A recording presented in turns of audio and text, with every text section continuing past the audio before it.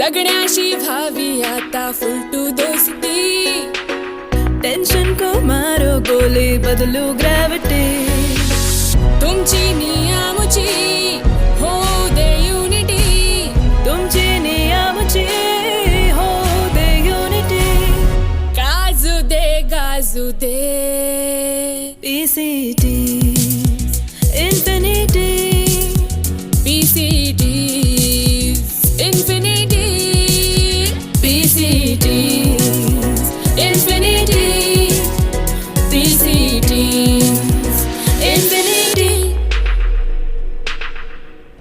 PCT's Infinity 90.4 FM वर मी आहे तुमच्यासोबत RJ विद्या. श्रोते हो, 1 hour RJ या लाईव्ह कार्यक्रमात मी तुमचं अगदी मनापासून स्वागत करते.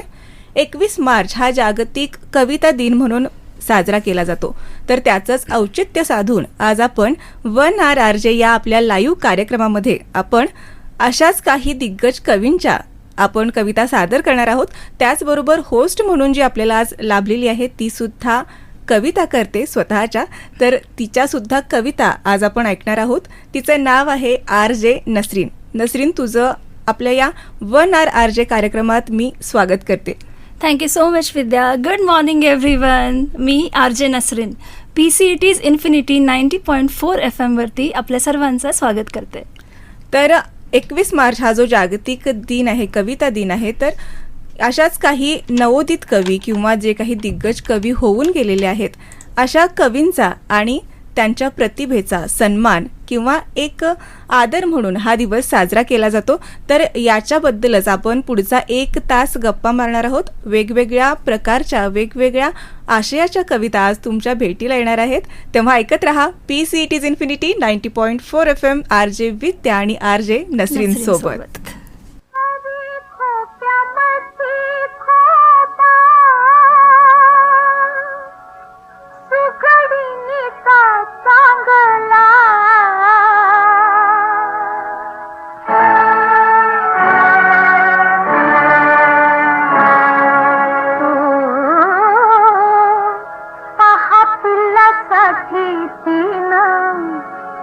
झोका झाडाला टांगला,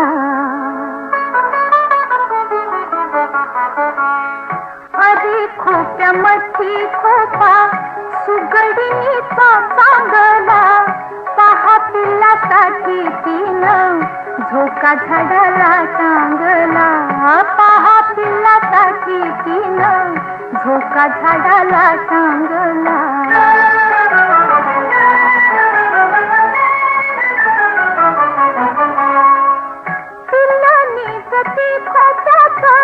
जसा झुलता बंगला, पिल्लनी जती खोट्याचा जसा झुलता बंगला, तिचा पिल्ला मधी जीव जीव झाडाला टांगला, तिचा पिल्ला मधी जीव जीव झाडाला टांगला.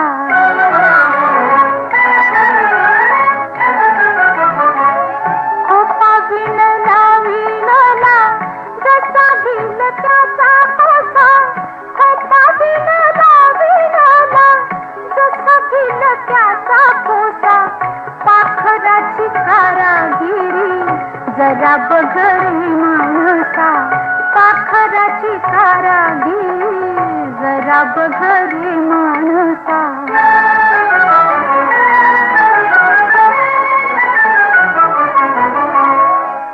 तिची उशीच चोच, तिच दात तिच ओठ, तिची उशीच चोच, तिच दात तिच ओठ, तुला दिली रे देवानं 2 हात 10 बोट, तुला दिले रे देवानं 2 हात 10 बोट.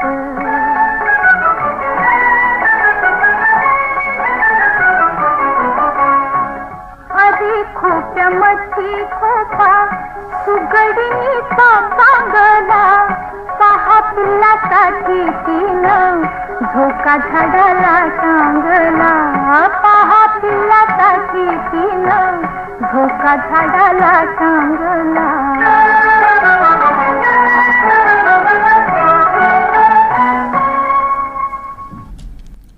नसरीन, खोप्यामध्ये खोपा ही बहिणाबाई चौधरींची कविता. हो.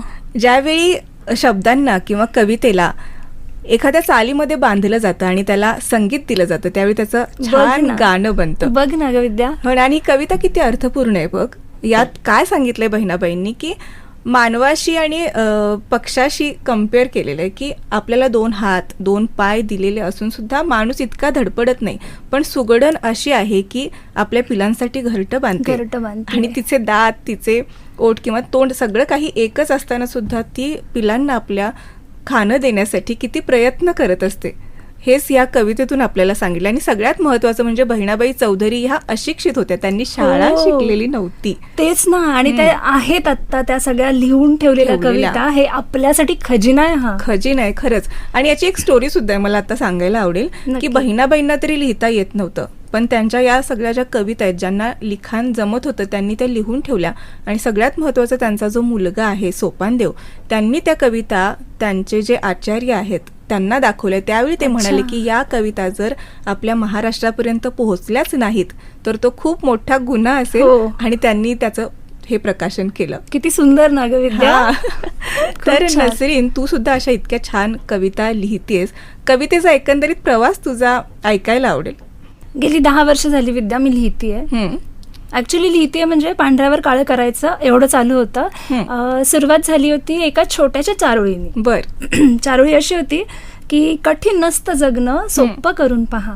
कठीण नसतं जगणं सोपं करून पहा, सोप्या जगण्यातली मजा एकदा जगून बघा. बर. आणि हे लिहिलं आणि नंतर असं वाटलं की अरे आपण काहीतरी लिहू शकतो वेगळं नाही, हे काही. खूपच सुंदर होतं. आणि मग घेतली लेखणी आणि केली सुरुवात.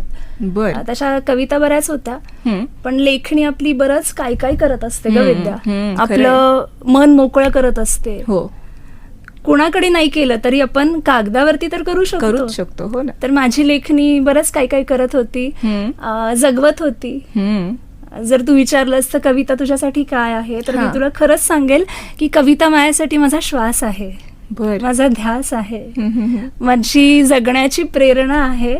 आणि मन मोकळं करायचं सगळ्यात सुंदर साधन माझी लेखणी आणि माझी कविता आहे. खरंय. म्हणजे मन मोकळं खरंच आपण कोणासोबत करू शकेनच असं नाही. आपलं तेवढं जिव्हाळ्याचं माणूस असेल तर नक्कीच आपण करू शकतो, पण काही गोष्टी अशा असतात की आपल्याला नसतात कोणाला सांगायच्या, त्यावेळी मग आपल्या लेखणीतून त्या सहज उतरत असतात. तुला एक कविता ऐकवते मी, मध्येच केली होती. बर. आणि तिचं नाव आहे लेखणी. बर. बर. कविता अशी आहे, लेखणी माझी न जाणे काय काय करत होती. लेखणी माझी न जाणे काय काय करीत होती, दुःखाचा बोरू शाईत बुडवित होती, सांत्वनाच्या रंगात सुखाचा इंद्रधनु बनवित होती. लेखणी माझी न जाणे काय काय करीत होती. वा. जगण्याचे धडे पानोपानी गिरवित होती. जगण्याचे धडे पानोपानी गिरवित होती, संदर्भांच्या जागी अनुभव कोरीत होती. क्या बात आहे. बघ ना ग. आणि हे लिहित असतो आपण, म्हणजे जगण्याचे जे काही रोज आपण धडे घेतो ग, आपण शिकत असतो, ती पाणोपाणी गिरवित होती, संदर्भांच्या जागी अनुभव कोरीत होती, मरण यातना जगताना श्वास पुरवित होती. लेखणी माझी न जाणे काय काय करत होती. लेखणी माझी न जाणे काय काय करत होती. वा. खरंच खरंच खूप सुंदर कविता आहे. म्हणजे सुंदर म्हणणं हा शब्द पण त्याला खूप कमी पडेल, कारण लेखणीमुळं खरंच आपण जगणं शिकतो. लेखणी आपल्या जगण्याचा आधार असते. आणि तू जसं म्हणालीस की खूप पॉझिटिव्ह गोष्टी तू या तुझ्या कवितेतून सांगितलेस की दुःखाचा बोरू बुडवून ती सांत्वनाच्या रंगात रंगत होती, असं काहीतरी तुझं ते वाक्य. ती सुखाचा इंद्रधनु बनवत होती. म्हणजे दुःखच असतं ना ग. असं नाहीये की प्रत्येक गोष्टीच्या मागे एक किनारे बघ, आठवणींना किनारे, दुःखाला किनारे. आपण ती पुढे पुढे जायचंय, शिकत जायचंय, त्याच्यामुळे ती इंद्रधनु बनवतीये. खरंय. खूपच सुंदर. श्रोते हो, नसरीनची ही कविता तुम्हाला आवडली असेल. अशा बऱ्याच कविता नसरीनने केलेल्या आहेत बरं का, त्या तुम्हाला ऐकायला मिळणारच आहेत. तेव्हा ऐकत रहा PCET's Infinity 90.4 FM, RJ Nasreen आणि RJ विद्यासोबत. आता वेळ झाली आहे एका गाण्याची.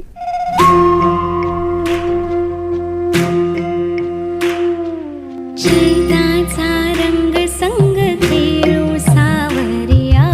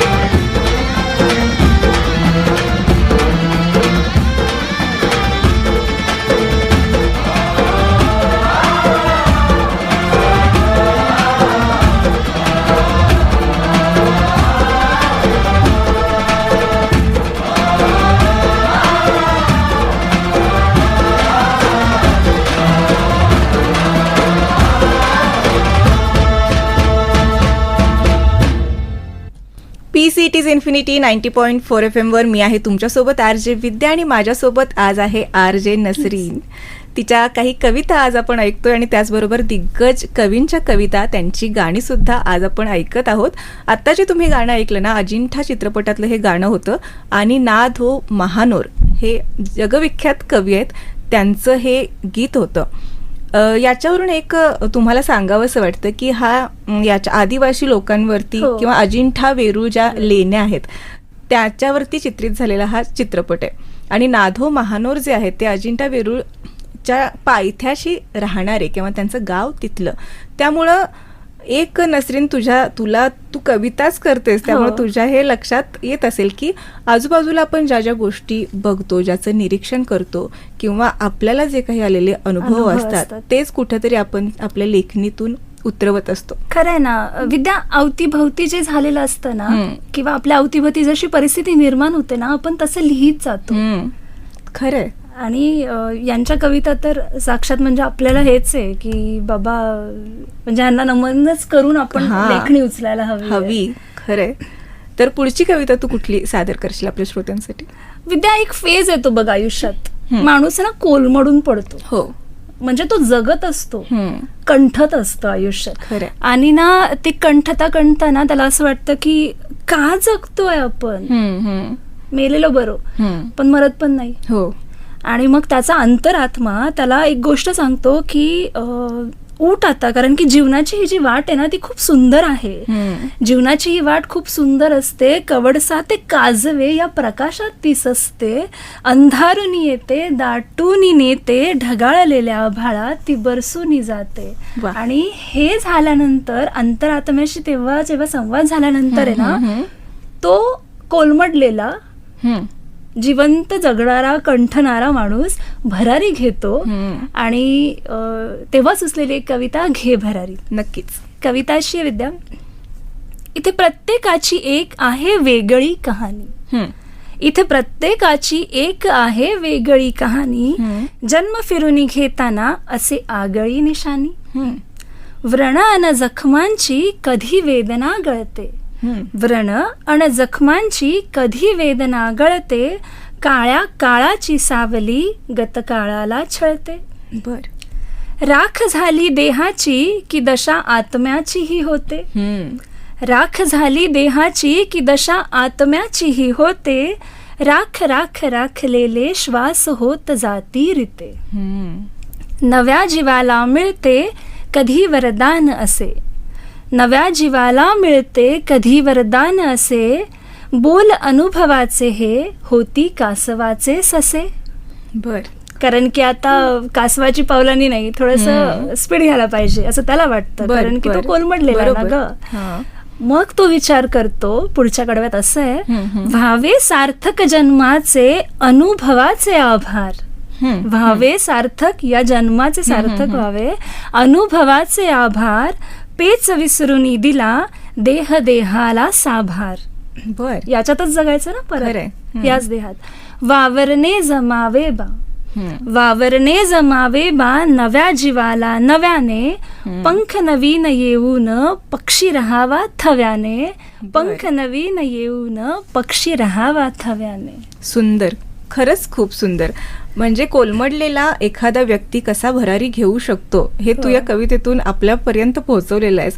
आणि मला वाटतं ही कविता ज्यांनी ऐकली असेल किंवा आज जो हा शो ऐकत असतील ती व्यक्ती, त्यांच्या मनात थोडासा जरी निगेटिव्ह किंवा किंतु परंतु आपल्या आयुष्याबद्दल असेल तर खरंच ते काढून टाका आणि तुम्ही सुद्धा एक नवी भरारी घ्या. एक नव्या आशेने या जगाकडे बघा. हे जग खरंच खूप सुंदर आहे. जसा आपण विचार करतो तशा आपल्या गोष्टी घडत जातात. खरं, बरोबर आहे. त्यामुळं तुम्ही चांगला विचार करा आणि चांगलंच तुमच्या आयुष्यात घडत जाईल. नक्कीच. तर ऐकूयात पुढचं गाणं. आर जे विद्या आणि आर जे नसरीन सोबत आणि कार्यक्रम चालू आहे तो म्हणजे कवितांचा. जागतिक कविता दिनाबद्दल आज आपण हा कार्यक्रम सादर करतोय. ऐकत रहा.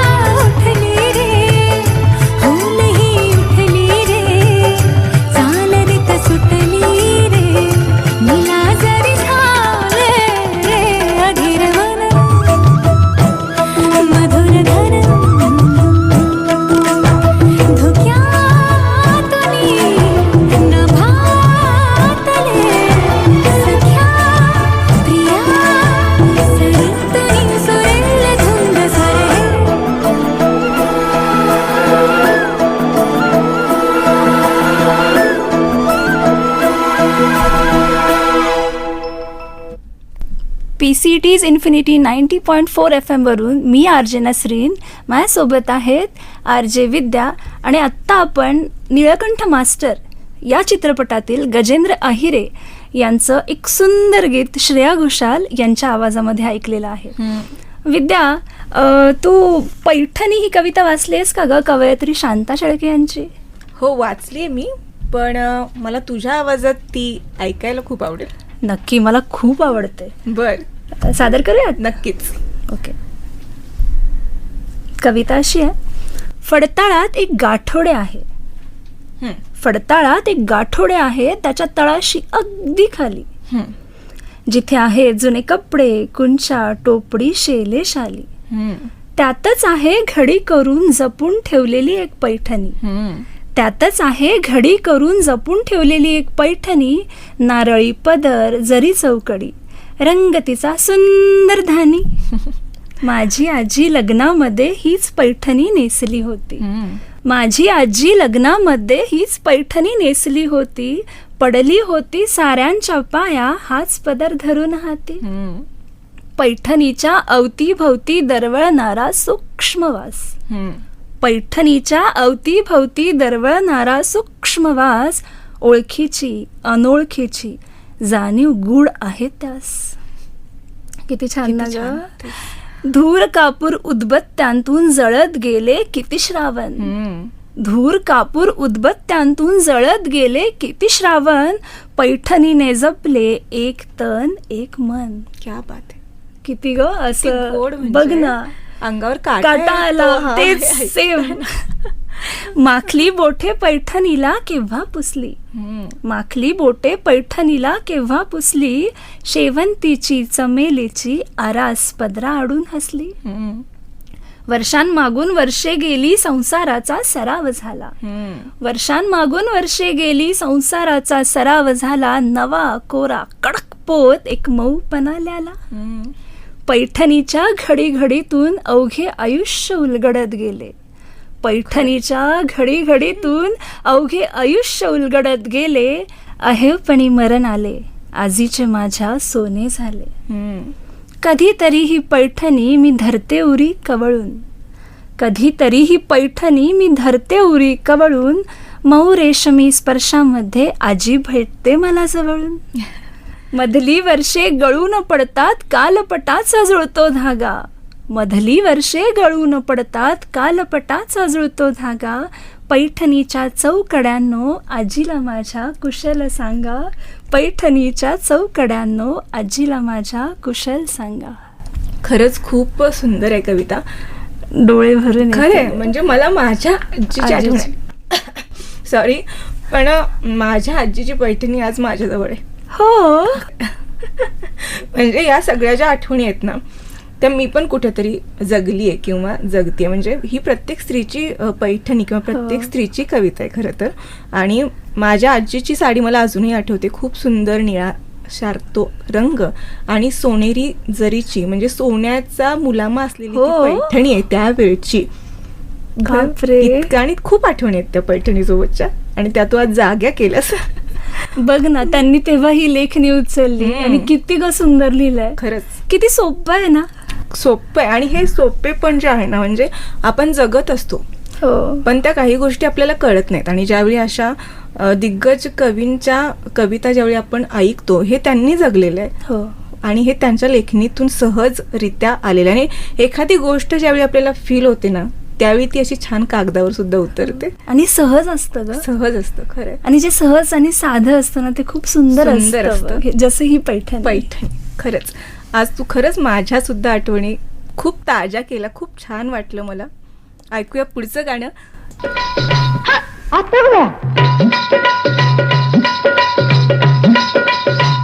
काय झालं? अगं हो हो हो हो हो, अशी कुठं चालली ही पंजाबी गच्च खात? आली आली सुगी म्हणून चालले बिगी बिगी, गोष्ट नाही सांगणे जोगी, गोष्ट नाही सांगणे जोगी, कुणी गालावर मारली टिचकी, मला लागली कुणाची उचकी, हो मला लागली कुणाची उचकी, कुणाची ग कुणाची, ह्याची का त्याची,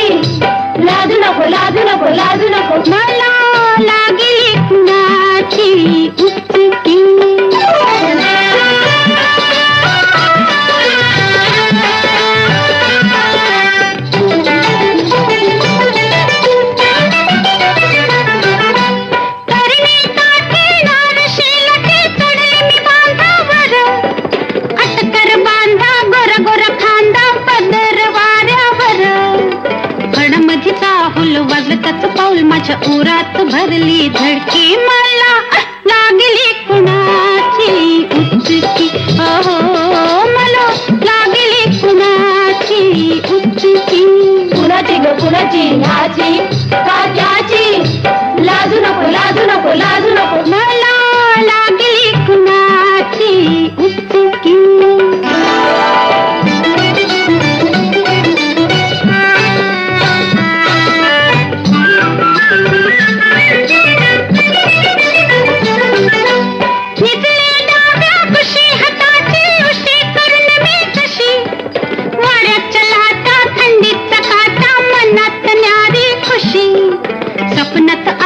छेडलं बाई मला त्याच्या डोळ्याची नजर तिरकी मला लागली कुणाची उचकी हो मला लागली कुणाची उचकी कुणाची ग कुणाची ह्याची का त्याची लाजू नको लाजू नको लाजू नको मला लागली कुणाची उचकी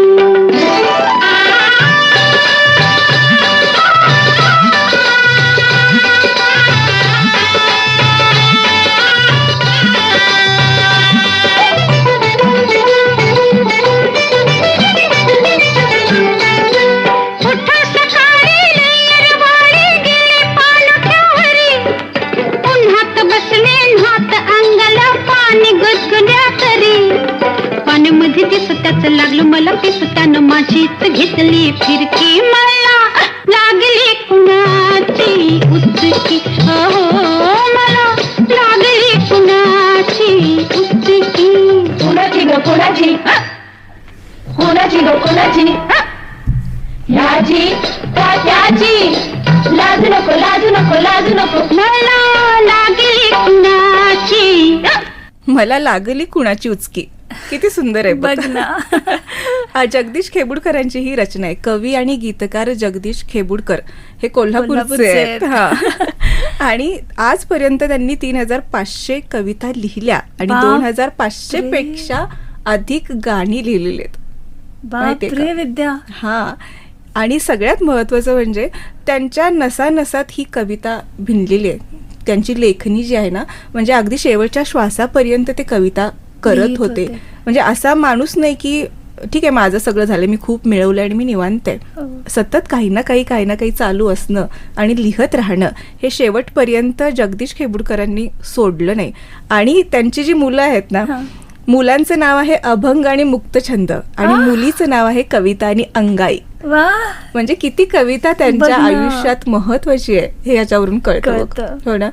तसंच मला वाटतं ही कविता तुझ्या सुद्धा आयुष्यात खूप महत्वाची आहे आणि हे तुझ्या लेखणीतून तुझ्या कविता ज्या मगापासून सादर करतेस त्याच्यातून कळतंय. मला आवडेल नसरीन तुझी पुढची कविता ऐकायला. विद्या एका फेजमध्ये होते की आपण असं म्हणतो ना की एखादी गोष्ट करण्यासाठी त्यातलं आपल्याला बऱ्यापैकी ज्ञान असावं हो लागतं. हो. तर मी एक छोटंसं हे सांगते तुला की मला कवितेचं इतकं ज्ञान नव्हतं बर. किंवा वाचनही इतकं नव्हतं. हम्म. मी फक्त लिहित होते हा. जसं मी सुरुवातीला बोलले. हम्म. आणि असं लिहिता लिहिता मला आयुष्य ही कविता सुचली होती. बर. आणि आपण आहे ना खूप नाराज होतो बघ. दुःखाला कवटाळून किती दिवस बसणार आहे का आपण, खरंय. जरी सुख नसलं हो, तरी. हो, खरंय. आणि किती दुःखांना आपण काहीतरी कवडचे पाहिजेत ना. दुःखाचे झाले की सुखाचे कवडचे पाहिजेत ना. तर आहे ना एकदा अशीच चालत होते रस्त्याने हा हा. आणि मला ना माझं आयुष्य भेटलं अगं. बर. म्हणून कविता सवाल जवाब सारखी आहे अच्छा. ऍक्च्युली. आणि कवितेला शीर्षक आहे आयुष्य. खूप सुंदर. आयुष्य आणि तुझं आयुष्य तुला भेटलं. इंटरेस्टिंग आहे, ऐकायला हो. नक्कीच आवडेल. कविता अशी आहे. आज एका वाटेवरी आयुष्य भेटलं, आज एका वाटेवरी आयुष्य भेटलं, जरास हसलं, थोडं थोडं रडू लागलं. म्हटलं का रे बाबा तुला आज काय बरं झालं, माझंच आयुष्य आहे. बरोबर. माझ्या पुढे ते आता मन मोकळं करू लागलं. हा. काय म्हणताय बघा ते. सुख दुःख प्रेमाच्या मध्यावर येऊन पोहोचलो, सुख दुःख प्रेमाच्या मध्यावर येऊन पोहोचलो, जगता जगता रोज मरत होतो, सरणाच्या वाटेवर आता जगू लागलो. बर. जगता जगता रोज मरत होतो, सरणाच्या वाटेवर आता जगू लागलो. आता मी काय विचार करते बघा, आयुष्यच ते त्याचा कसला आलाय भरोसा. हम्म. श्वासांवर चालणारा खेळ सारा, हम्म. आत्ता जगतोय येत्या क्षणाला नाहीसा. तरी म्हटलं समजवावं थोडं, काही का होईना सांत्वन करावं थोडं. मी म्हटलं अरे नाराज कशासाठी रे व्हायचं. हम्म. तर म्हणतोय कसा, खूप सारं दुःख आहे ग मी सोसलं, कवडसाच काय ताऱ्यांची मिणमिणही नाही माझ्या नशिबाला. असं हे आयुष्य दिवसा प्रकाशी रडू लागलं बरं का विद्या. बर. हम्म. त्याला म्हटलं अरे ऊन पाऊस दिवस रातीचा खेळ का कधी चुकलाय. हम्म. तुला ऊन पाऊस दिवस रातीचा खेळ का कधी चुकलाय. राती नंतरचे तांबडे फुटले तुझ्या समोर, हम्म. चांदण्या राती न्हालेले चंद्र तारे तुझ्या समोर. हम्म. आकाशी ढग उतरले काळे की थोड्या अवधीलाच तारे लपतात. आकाशी ढग उतरले काळे की थोड्या अवधीलाच ते तारे लपतात.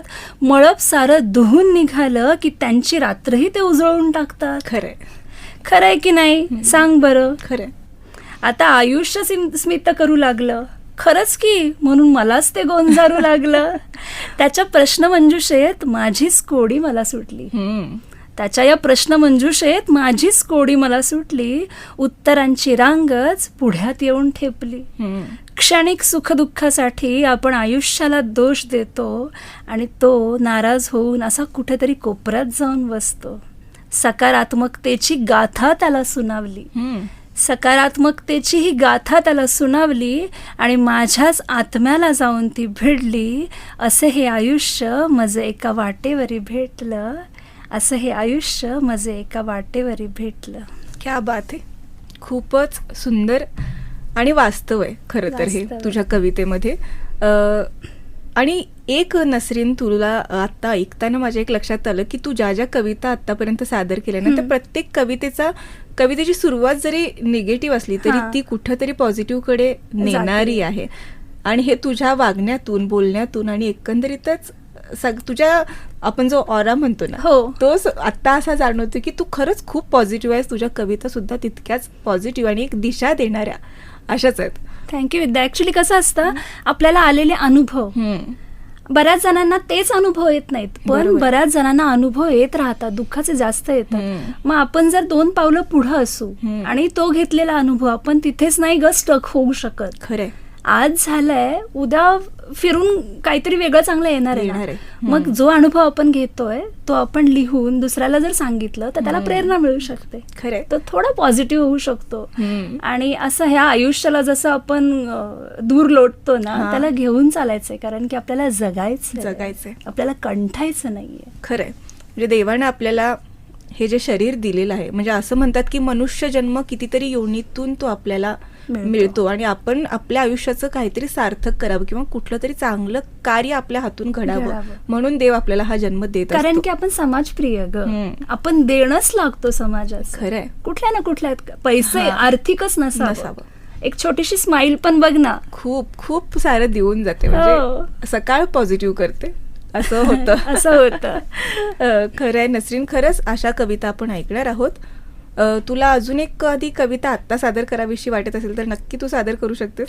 मी आहे ना गेल्या ऑगस्टमध्ये म्हणजे मे जून मध्ये मी बऱ्याच कविता सर्च करत होते. मला हा. पाठ्यपुस्तकातील कवी तुला माहीत असतील, कवी हनुमंत चांदगुडे सर, हो हो हो. ज्यांची एक आळाशी म्हणून कविता बरीच फेमस आहे. आता ती नाही सादर करणार मी, पण मला त्यांची हे आले कुठून पाणी ही कविता खूप आवडते. बर. त्याचाही शेवट खूप सुंदर आहे बघा. कविता अशी आहे, हे आले कुठून पाणी, हे आले कुठून पाणी, धरणाला कळले नाही, अन पाणोठ्यावर मरणे हरणाला टळले नाही. जनाईने कांडली ओवी, जनाईने कांडली ओवी, विठ्ठलाने दळले काही, जीवदान कुणाला द्यावे करणाला कळले नाही. खरंय. हा लाकूड फाटा सारा, हा लाकूड फाटा सारा, का वाळून वाळून जातो, ही तिरडी इथे कुणाची, सरणाला कळले नाही. त्या सरणाला कुठं माहित असतं ग, आता कुणाला त्याच्यावर दहन करणार. खरंय. ऍक्च्युली कुणालाच काही माहित नसतं. आणि बघ, म्हणजे मला जगणं ह्या कवितेच्या शेवटी खूप छान असं उमगलं की शब्दांच्या इंद्रधनुला त्या दिशा बिलगल्या दाही, शब्दांच्या इंद्रधनुला त्या दिशा बिलगल्या दाही, मी अमर होऊन गेलो मरणाला कळले नाही, मी अमर होऊन गेलो मरणाला कळले नाही. सॅल्यूट आहे. खरंच सॅल्यूट आहे. खूप सुंदर. असंच सहज कवी, म्हणजे आपण प्रत्येक जणच त्या कवीच्या प्रेमात आहे. तो म्हणजे कवी सौमित्र. त्याच्या कविता सुद्धा इतक्या सहज असतात, उत्स्फूर्त असतात. त्याचे अनुभव, त्याचं वाचन आणि एकंदरीतच त्याच्या कविता वाचल्यानंतर ऐकताना आपल्याला कळतं, म्हणजे जितक्या कविता तो सहज लिहितो तितक्याच तो सादर सुद्धा करतो. तर त्याचीच एक कविता आणि गाणं असं आपण आता ऐकूयात आपल्या इन्फिनिटीवरून. PCT's इन्फिनिटी 90.4 FM वर मी आहे तुमच्यासोबत RJ विद्या आणि माझ्यासोबत आहे RJ नसरीन. पुन्हा ढग दाटून येतात, पुन्हा आठवणी जाग्या होतात. तिचे माझे सारेच पावसाळे माझ्या मनात भिजून जातात. पुन्हा पाऊस ओला ओला, पुन्हा पाऊस बांधून झुला. तिच्याकडले उरले झोके परत करतो माझे मला. पुन्हा पाऊस खूप ऐकतो, पुन्हा पाऊस खूप बोलतो. त्याच्या माझ्या गप्पांमधले तिचे थेंब अलगद झेलतो.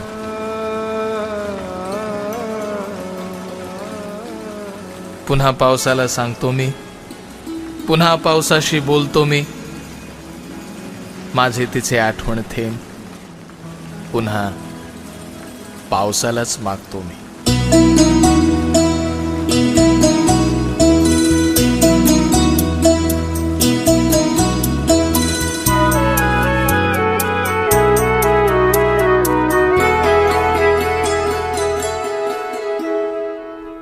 पावसालाच सांगायचे, पुन्हा पावसालाच सांगायचे. कुणाला किती थेंब वाटायचे, कुणाला किती थेंब वाटायचे. पुन्हा पावसालाच सांगायचे, पुन्हा पावसालाच सांगायचे.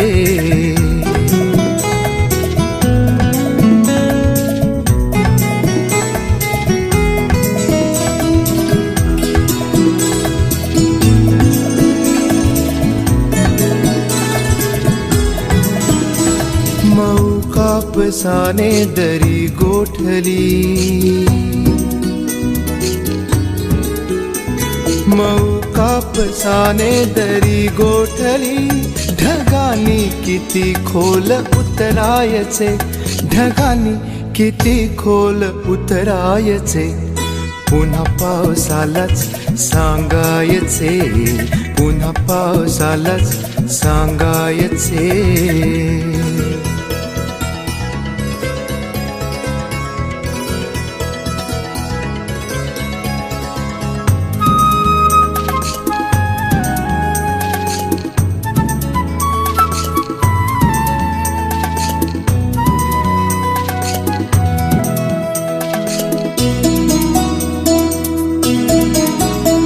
घराने मला आज समजावले,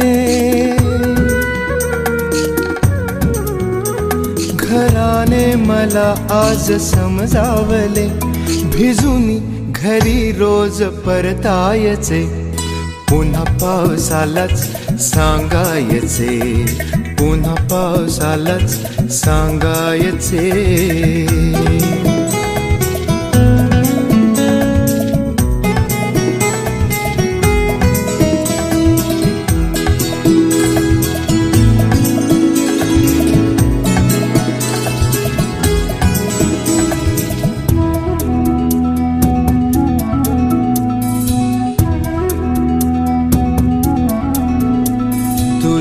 आसवे पाझरू लागता,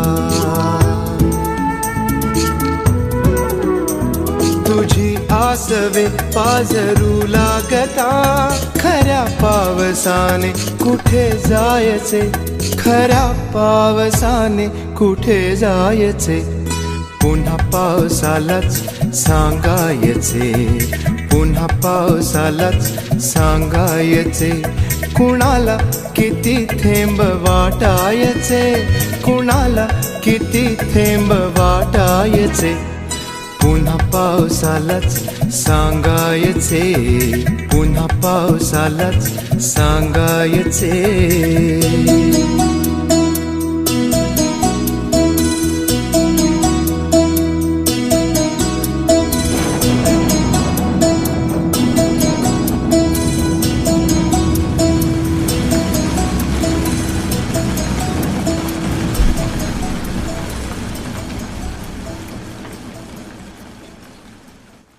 PCT's इन्फिनिटी 90.4 FM वर मी आहे तुमच्यासोबत RJ विद्या आणि माझ्यासोबत आहे आरजे नसरीन.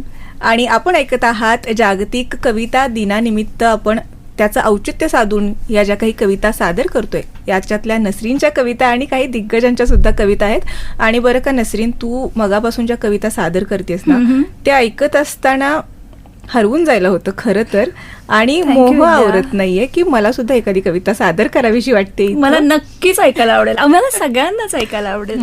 तर अर्थातच कविता माझी नाहीये, स्वरचित नाहीये. अच्छा. ही कविता आहे हर्षदा सुंठणकर यांची आणि कवितेचं नाव आहे कपडे वाळत घालणारी बाई. सुंदर. हा, तर कविता अशी आहे. कपडे वाळत घालण्या इतक्या साध्या साध्या गोष्टीतही दडलेलं असतं बाईचं नेटकं व्यवस्थापन. कपडे वाळत घालण्या इतक्या साध्या साध्या गोष्टीतही दडलेलं असतं बाईचं नेटकं व्यवस्थापन. ती कपड्याची आतली बाजू बाहेर काढते आणि तसे उलटे उन्हात वाळत घालते. अहो, उन्हाला सामोरं जायचं तर बाहेरच्या पोकळ दिखाव्यापेक्षा आतला कणकरपणा जास्त कामाचा. आणि हे अनुभवातून पक्क मुरलेलं असतं तिच्या डोक्यात. बाई एक एक कपडा उचलते बादलीतून, ओला असताना झटकून त्याच्या सुरकुत्या सरळ करते. बाई एक एक कपडा उचलते बादलीतून, ओला असताना झटकून त्याच्या सुरकुत्या सरळ करते. अहो, अनावश्यक घटक झटकून घालवणं आणि वेळेतच गोष्टी सरळ करणं तिलाच तर जमतं फक्त. अगदी पहिल्या उन्हालगतच्या दोरीवर घालते घरी घालायचे जुने बिटके कपडे. अगदी पहिल्या उन्हालगतच्या दोरीवर घालते घरी घालायचे जुने बिटके कपडे. अहो, घरचे कपडे भक्कमपणे विना तक्रार सगळं सांभाळतात, म्हणून तर बाहेर घालायचे कपडे दिमाख्यात वापरतात. वा. कसं आहे, घरचे कपडे भक्कमपणे विना तक्रार सगळं सांभाळतात म्हणून बाहेर घालायचे कपडे दिमाखात वावरतात. आणि हे तिच्या इतकं कुणाला करणार. खरं आहे ना. खरं. आणि सगळ्यात मागच्या दोरीवर घातले नवऱ्याच्या शॉर्ट्स, मुलांची अंतर्वस्त्रे वगैरे वगैरे. म्हणजे बाहेरून तिच्या गॅलरीकडे बघणाऱ्याला दिसू नयेत काही गोष्टी याची ती खबरदारी घेते, अगदी कटाक्षाने घेत असते. आणि स्वतःची अंतर्वस्त्र ती तर बाई दडवून घालते इतर कपड्यांच्या खाली, अगदी वाळली नाहीत तरी चालतील.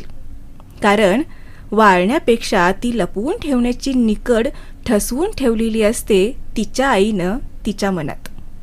आणि आपल्या मुलीलाही ती तेच सांगणार असते.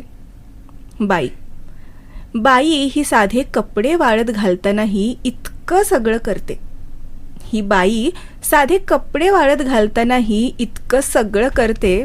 आणि तरी कुणी विचारलं तुम्ही काय करता, तर त्याचं उत्तर काही नाही, घरीच असते. असं का देते, तर त्याचं उत्तर काही नाही, घरीच असते. असं का देते. अशी ही कविता. किती सुंदर आहे ना ग. बघ ना, म्हणजे प्रत्येक बाई कपडे वाळत घालतच असते आणि हे नियोजन प्रत्येकीचं असतं. आणि त्यांनी लिहिलं बघ ना, किती सुंदर लिहिलंय. आणि या प्रत्येक गोष्टीतून काय दडलेलं आहे किंवा काय समोर येतं हे आपल्याला या कवितेतून कळतं. काय गरजेचं आहे, काय बोललं गेलं पाहिजे, काही आत ठेवलं गेलं पाहिजे, हे सगळं दिसतंय बघ ना. आणि व्यवस्थापन एक स्त्री किती उत्तम करू शकते याचं सुंदर उदाहरण म्हणजे ही कविता आहे. सुंदर लिहिली आहे ना. खूप सुंदर लिहिली, मला प्रचंड आवडते म्हणून मी आज आपल्या समोर सादर केलेली आहे. छान. तर नसरीन, पुढची कविता तुझी. विद्या, खूप खूप आवडणारी कविता सुरेश भटांची एक आहे. रसूर खुद्द. हो ना. मी कुणाला कळलो नाही. बर. किती गर्भित अर्थ आहे बघा. मित्र कोण आणि शत्रू कोण, मित्र कोण आणि शत्रू कोण गणित साधे कळले नाही, नाही भेटला कोण असा ज्याने मला छळले नाही. सुगंध सारा वाटीत गेलो मी कधीच दरवळलो नाही, सुगंध सारा वाटीत गेलो मी कधीच दरवळलो नाही, ऋतू नाही असा कोणता ज्यात मी होरपळलो नाही. बर. केला सामना वादळाशी त्याच्यापासून पळालो नाही, केला सामना वादळाशी त्याच्यापासून पळालो नाही, सामोरा गेलो संकटांना त्यांना पाहून वळलो नाही. पचवून टाकले दुःख सारे कधीच मी हळहळलो नाही, पचवून टाकले दुःख सारे कधीच मी हळहळलो नाही, आले जीवनी सुख जरी कधीच मी हुरळलो नाही. कधी ना सोडली कास सत्याची खोट्यात कधीच मळलो नाही, कधी न सोडली कास सत्याची खोट्यात कधीच मळलो नाही, मी कुणाला कळलोच नाही, मी कुणाला कळलोच नाही. सुरेश भटांच्या कविता हृदयाला भिडणाऱ्या हो आहेत. ना ग. म्हणजे प्रत्येक कविता. आता तू बघ ना, आता जो एरा चालू आहे ना, आपल्याला लक्षात येत नाही की नक्की कोण आपल्या आयुष्यात प्रवेश घेत आहे, कशासाठी घेत आहे, त्याचं इंटेन्शन काय आहे. आणि ही कविता बघितली की मग हा कळतं की अरे लक्षात येत नाहीये पण तरी सुद्धा स्टेबल राहा. येस. खरंय नसरीन. कसं असतं बघ, प्रत्येक कविते पाठीमागं काही ना काहीतरी स्टोरी असते. म्हणजे उगाच कविता आपल्याला नाही सुचत सुचत. नाही. बरोबर ना. खरंय. मला आता ना तुझ्याकडून असं ऐकायला आवडेल की तुझ्या कविते पाठीमागची एखादी स्टोरी आहे का जी की तू आम्हाला सांगू शकतेस, की कुठल्या गोष्टीमुळे तुला एखादी कविता सुचली. कवितेने मला जगवलंय विद्या. म्हणजे मी सुरुवातीला बोलले बघ, कविता माझ्यासाठी श्वास आहे, हो, हो. माझा ध्यास आहे. हो. आयुष्यात बऱ्याच गोष्टी घडत जातात. आपण म्हणतो की संयम करा, हे करा, नाही का, हो. बोलताना बोलतो. पण मला असं वाटतं की जेव्हा एखादा छंद आपण हे करतो, आत्मसात करतो, ती आपल्याला जगवते. खरंय. तुला या मागची स्टोरी नक्की मी ऐकवेन. आत्ता आपली वेळ बघ. त्याच्यामुळे पण कवितेने मला जगवलं एवढं नक्की आहे. बरं, मग अशी एखादी कविता जी की तुझ्या हृदयापाशी आहे, खूप जवळ. त्यातली मी 4 ओळी तुला ऐकव. नक्कीच नक्कीच. एक मृत्यूशय्येवर एक व्यक्ती आहे आणि तो जाणारे गृहीत धरलेला आहे. बर. ठीक आहे. पण तो जाऊ नये आणि त्याच्या समोरच मी बसली बेडवर आणि तो जाऊ नये म्हणून. आणि बघ ना, कुठेही सुचते ग कविता. खरंय. तो जाणार आहे आणि आपल्याला कविता सुचते. कविता अशी होती, मृत्यूकडे तुझ्या मी तुझेच श्वास मागत होते. बर. उधारी मागत होते ग त्याला. मृत्यूकडे तुझ्या मी तुझेच श्वास मागत होते, तू श्वासासाठी झगडत होतास, मी फक्त पाहत होते. तू त्यासाठी रे तडफडत होतास आणि मी फक्त पाहत होते. आणि त्याच्यानंतर ह्या सगळ्या कविता सुचलेल्या आहेत विद्या. बर. म्हणजे तुझी पहिली कविता ही वेदनेतून निर्माण झालेली ती कविता आहे. वेदनेतून. वेदना, नंतर परमेश्वराला केलेली आळवणी, मग केलेल्या प्रार्थना, आणि मग कळालं की आपल्या अंतरात्म्यात आपला जो परमेश्वर आहे त्याचा वास आहे. आणि तो म्हणतोय की हे सगळं चक्र चालू राहणार आहे. कुणी येणार आहे आयुष्यात, कुणी जाणार आहे, कुणी सोडून जाणार आहे विद्या. खरं. आणि तुम्हाला जगायचंय. रडत जगण्यापेक्षा हसत जगा, टेन्शन घेण्यापेक्षा खुशीत जगा.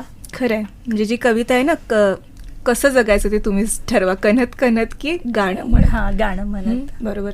नसरीन, खरंच म्हणजे तुला आतापर्यंत 1 तास तू माझ्या सोबत आहेस. खरं तर ही पहिली भेट आहे आपली. हो ना. पण या एका भेटीमध्ये नसरीन कळून जाते, म्हणजे आतमध्ये लपलेलं दुःख पण आहे.